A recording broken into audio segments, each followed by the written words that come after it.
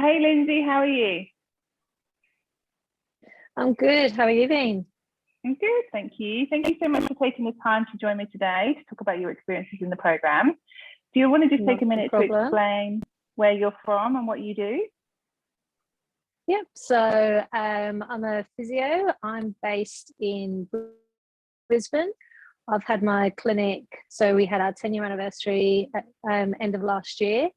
And yep, I joined up to the mastermind so that I could try and look at the expansion plans that had always been in the pipeline, but never really had got to the point of taking the leap to do. Yeah.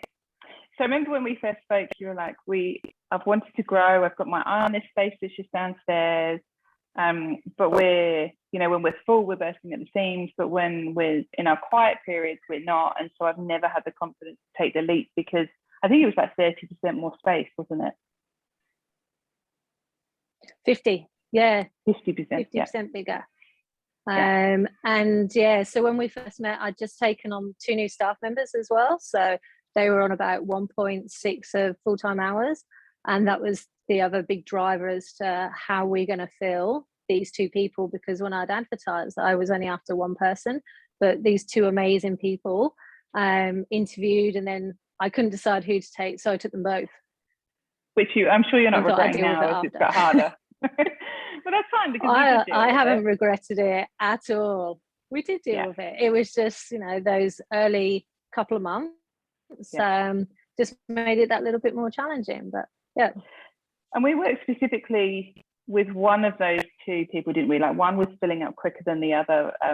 One was a young guy, and one of the things you were noticing is that people just didn't want to book in with him in the online booking. They were like skipping him and going to the next person down. But we really focused on filling him up. So do you want to share a bit about what that looked like, 6 months after we started working together? Yeah, so going through the program, you did a lot of work on finding your ideal client. So rather than it just being about my ideal client in the clinic, I actually focused with him on what his ideal client was, so that we could really nail down those touch points as to who we should be talking with and what relationships we needed to build for him. And it took 4 months, but after a 4-month period, we'd hit that point where we doubled the new patients coming through, and he was happy, I was happy. Yeah, so that was good. You went from kind of 25 new clients a month to 50, didn't you? But I suppose as well, so also for him, it at wasn't our peak, just... we've hit... Sorry, you go. Sorry for talking over you. Yeah, at our peak, we hit 62, which was really exciting because that was traditionally one of our quieter months. Because over the 10 years, we've been able to track the patterns as to when we're the busiest, when we're the quietest. And yeah, that was really, really quite special when we hit that. Yeah. And I guess that, one of the things I talk about a lot is that you didn't just shove a load of clients into his caseload that he was like ho-hum about seeing. He had a full caseload of his ideal clients that he loved to see, right? That's right. And from that, generally you found that then his patient visit average was better because he was wanting to rebook those clients back in, and they were the right type of clients he wanted to be coming back in. And also, he was really motivated seeing them because it was his interest area, rather than, like you say, just someone who's hopped in off of Google who is just looking for a physio, but not anyone with a particular niche. And what impact did that have on the team, then having everybody full? Well, then we hit this point of basically it just bursting at the seams from a treatment rooms perspective, because we couldn't time manage getting all the stuff through the treatment rooms at the same time. And so then it was a really good reason to be really dedicated to find this new space that I'd been looking for. And it all coincided that space came up on a level below me, which was almost a bit of a sign that I don't need to move my 10-year client base. They literally are going to hop in a lift and hit ground floor, not level 1. And so, yeah, it really gave me the confidence to feel that I could take that next leap. Yeah, and I remember a huge part of that was that you were quite optimistic about it, but I know your husband was a little bit not less optimistic, but just a bit more like wanting to see the evidence that it was going to be okay, right? So did you feel like you got to that point where you could do that confidently? He was just that little bit more conservative. And I think because the numbers had changed so much within such a short period of time, for him actually being able to see those numbers and that growth and why there was a need to move and where we'd hit this ceiling point within the current clinic. And yeah, that was good for him then to get that confidence that it's okay, we can take this on. And even working through the program with you, you've always been very big on looking at all your numbers and breaking everything down and how many extra clients do you need to see to be able to do this. And once he saw those numbers, he was like, oh, well, that's fine, we can, we can push on and move ahead. And and that's what we did at the end of the year. So super exciting. And what impact has it had for you personally to have had this idea of this expansion dream? I think you'd probably say it was when we first met, to now it being that dream in what would it be, less than a year, that dream has come to full fruition and you're in your new space, because I think you joined in March. Every March, yeah. March. So within 9 months, something that for me it was my dream, it was that next step. So for it to have happened in 9 months was really quite an achievement, but also having that goal setting right at the start when you said, right, want your goals, and it wasn't just monetary goals, it's what do you want in the next 3 years, what do you want in 12 months, what do you want in 3 years, and where do you see yourself, and that's where I saw myself, was in my new clinic. So having that sort of support and I suppose mentorship from your side to encourage that this is possible because the numbers stack up, you're following the processes, this is all working, made it all achievable. And what did that growth do to your revenue? Because we talked about the new clients coming in, but what kind of growth did you see in your revenue? So we went up 20% that year. In the gross revenue, which wasn't a full year with those new staff anyway. So we'll say it was a 9-month period. And I actually closed the clinic for the first time ever over the Christmas New Year period so that we could do the clinic move. And when I looked at the numbers and what we set in that 12-month target, I was only $3,000 off my 12-month target, which we hadn't had 12 months anyway, we'd had 9. Plus I closed the clinic. Plus we'd had multiple lockdowns because of COVID. So from that side of things, it was great. And I think for a lot of people, and this might not be true in a couple of years' time, but for a lot of people I've been working with, some people haven't hit the growth goals, but they also they've grown, and they're like, but I would have been going backwards, or I'm not even sure my business would have survived all this up and down and open and closing without this. So I think that's amazing that you saw that 20% growth, open a lot less with lockdowns, and people haven't been coming out in always the same numbers because people are scared to, as you can understand. And what does that feel like for you to know that you set this big goal and you hit it? Like, what's your next goal? Are you excited for what's coming next? So next goal again is just to expand probably the services that we now have within the clinic. So at the moment we're purely a physiotherapy clinic, but we have all this additional space, so we can now look at maybe we should introduce, say, massage therapy or exercise physiology. So that's going to be the next thing for this year, is let's start looking at making it more of an allied health space rather than just a pure physio clinic. I can see the hint of excitement with you, like you're pretty much a poker face, but I can see the excitement in your face with that. That's cool. So what would you say to someone thinking about joining the program? I personally found, even with my crazy schedule, because I had the clinic, I had my 2 new staff members, I'm studying a master's, that it only do the absolute bare minimum, which looking back, and because I am now going back through and starting again, even if you do the bare minimum, you are going to make changes and you are going to make growth. I don't think there's anything in the program that if you don't, so if you only followed one thing, your business would change. And it's a program that you don't need to dedicate a huge amount of time to per week, and the more you do the better. But I made those changes on 2 hours a week, which I would have loved to have dedicated more time, and this year I do have that more time, which is why I'm going to go back through and start from the beginning again. But I would recommend to anybody who wants to look at a program that is very step by step. It's something that you can work at your own pace, because the only thing you're committed to is the one online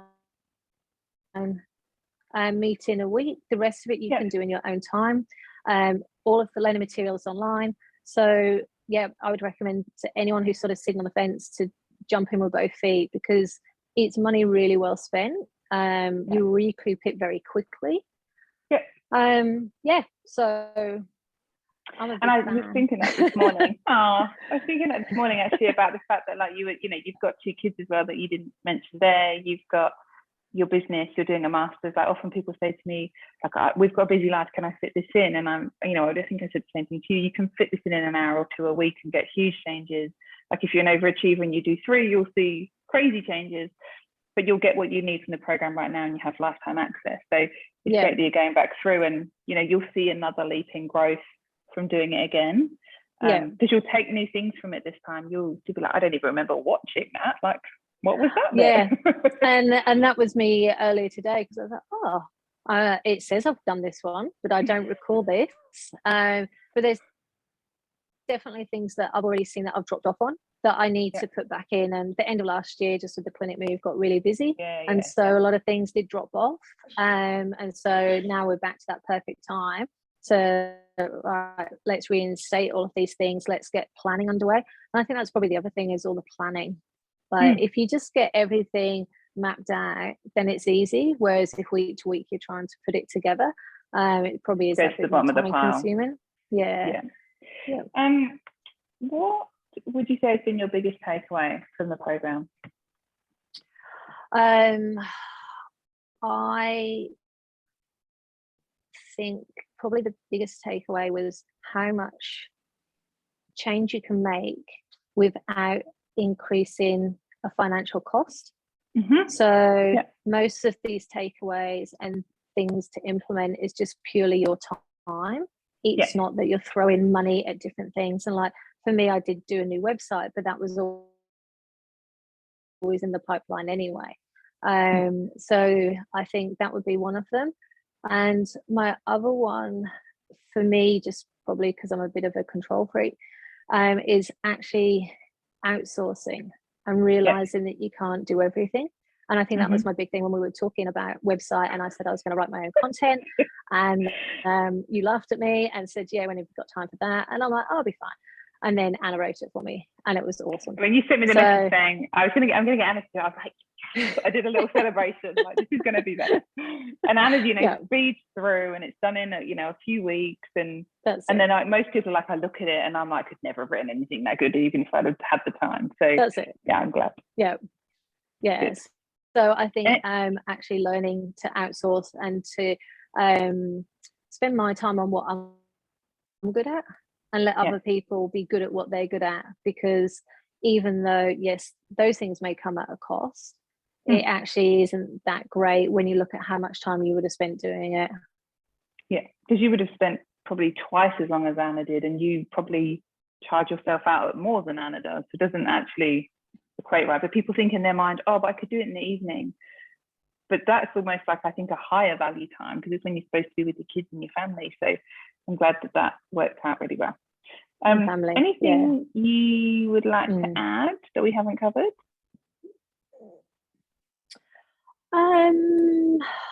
I think one of the things that I also found was you making me get out of my comfort zone a lot. And that was a real positive. And something that we discussed early on was how much I hate public speaking.